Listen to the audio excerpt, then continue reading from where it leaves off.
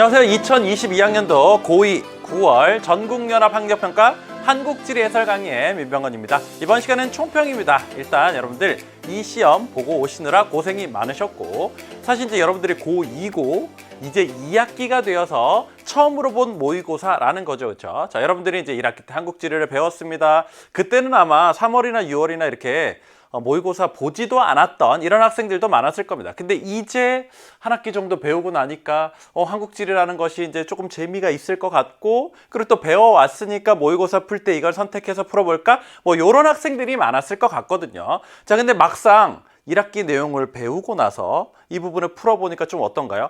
범위가 조금 안 맞았던 이런 친구들도 있을 것 같고요. 그리고 분명히 학교에서는 배웠는데 이제 인간은 망각의 동물인지라 지나가다 보니까 많이 까먹어서 또 어렵게 느껴지기도 했을 겁니다. 근데 정말 여러분들 그 옛날에 전설적인 가수 아세요? 서태지와 아이들이 우린 아직 젊기 예 이런 노래가 있었거든요.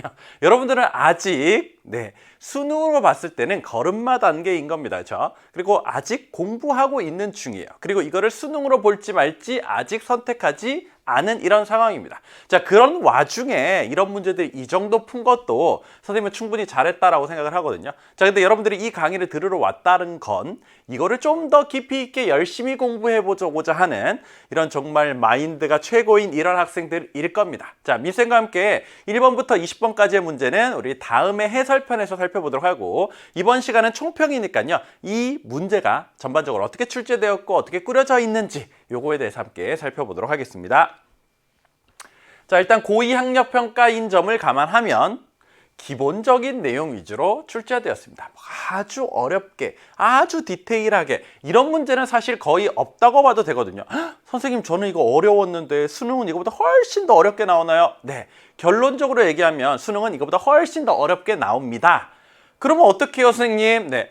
근데 여러분들 이거는 수능을 공부하는 와중에 여러분들이 이제 걸음마 단계인 거고요. 여러분들이 수능을 다 공부를 하게 되면 그에 맞춰서 내용을 훨씬 더 심도 있게 배우고 기출문제도 풀고 심화학습도 하고 마무리도 해서 수능을 볼 거거든요. 그러다 보면 이런 문제보다 훨씬 더 어려운 문제들까지 충분히 풀어나갈 수가 있더라라는 겁니다.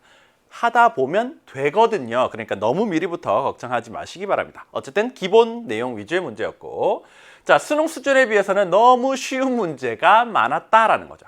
자, 수능 문제는 절대 이렇게 뭐 읽어보면 바로 답 탁 나오고 이런 거 별로 없거든요. 근데 여기서는 그런 문제가 꽤 보였습니다. 근데 그렇게 출제가 되어도 사실 이게 여러분들의 지금 수준에서는 쉽지 않은 이런 문제들도 꽤 있거든요. 자, 근데 전체적으로 수능 수준에 비해서는 좀 쉬웠다라는 거. 이게 현재 여러분들의 뭐라고 해야 되겠다. 발달 단계, 그거에 맞춘 정도다라고 보실 수 있을 것 같습니다. 자, 그 다음 자료 위주의 학습이 되어야 풀 수 있는 문제들이 적어도 지리 영역에서는 꽤 나오게 됩니다. 한국지리도 있고요. 그리고 세계지리도 있고요. 자, 여기는 자료가 어느 정도 충분히 학습되어야 맞출 수 있는 이런 문제들이 많이 나오기 때문에 여러분들이 공부를 하실 때 그냥 다른 사탐은 이렇게 내용에다 밑줄 쳐가면서 열심히 외우고 이러면 되는 과목들이 꽤 있잖아요.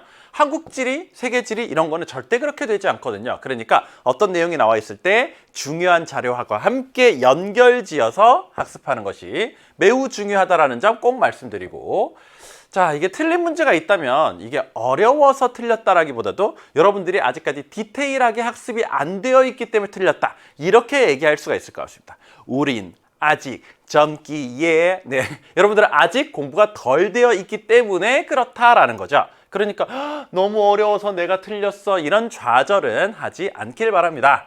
자, 1번에 보시면요, 제주도와 울릉도의 위치가 나와 있거든요. 요거 조금 디테일하게 물어보고 있긴 한데 사실 기출문제들 풀어보다 보면 이거보다 훨씬 더 디테일한 문제들이 많거든요. 자, 요런 문제는 꼼꼼하게 학습이 되어 있었어야 했고, 그 다음에 6번의 대동여지도 역시나 대동여지도의 문제를 꼼꼼하게 지금 물어보고 있는 겁니다.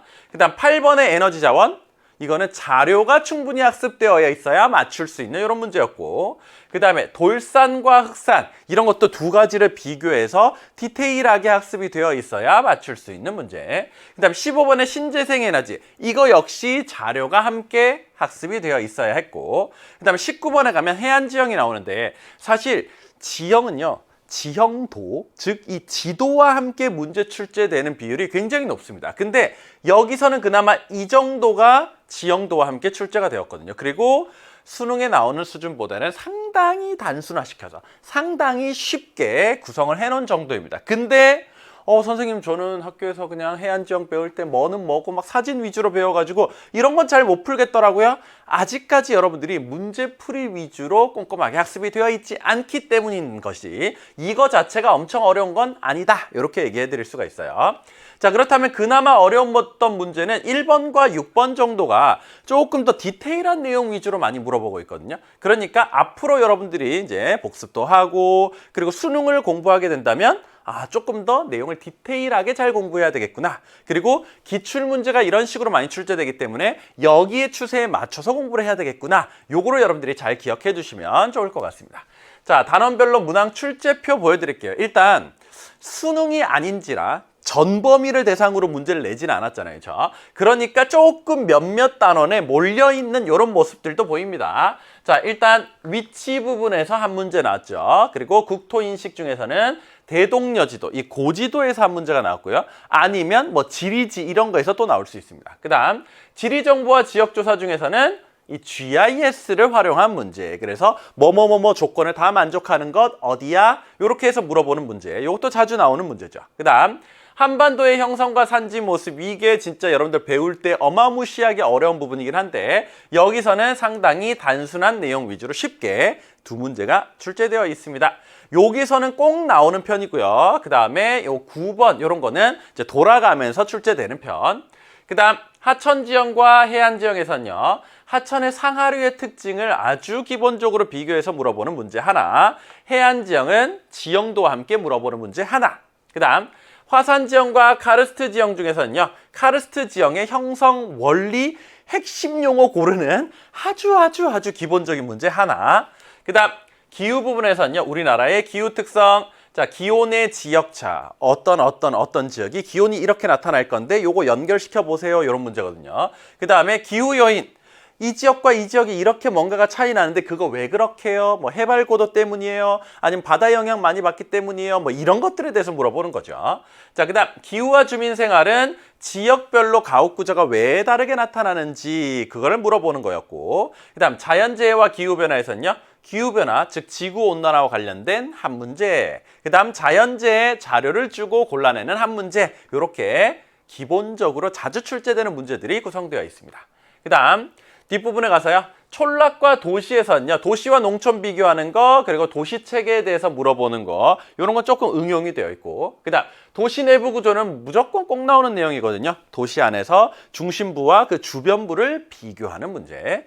자, 그 다음 지역 개발, 요 부분에서는요. 국토 개발 계획, 이 부분이 또 수능에 자주 출제되는 편입니다. 요거에 대해서 물어보고 있고, 그 다음 생산과 소비 부분에서는요. 자원하고 농업까지만 이번 시험에 출제됐거든요. 자, 자원은 화석에너지와 신재생에너지 두 문제 출제되었습니다. 근데 이거 수능에서도 각각 한 문제 출제될 정도로 굉장히 중요한 부분이거든요. 이 부분은 무조건 자료와 함께 잘 알아두셔야 되고, 또 우리나라의 농업 부분, 여기서는 내용 위주로 출제되어 있는데 실제 수능에서는 자료 분석 위주로 문제 나오고 있기 때문에 뒷부분으로 갈수록 자료를 여러분들 탄탄하게 잘 학습해 두셔야 하겠습니다. 자, 그럼 여기까지 이제 이번 시험 어떻게 출제되었는지 전체적으로 살펴봤고요. 우리가 궁금한 건 1번부터 20번까지 내가 틀린 것들이 어떻게 정확하게 풀어지는지 이런 것들이 궁금한 거잖아요. 선생님과 함께 해설편에서 만나서 자세하게 살펴보도록 하겠습니다.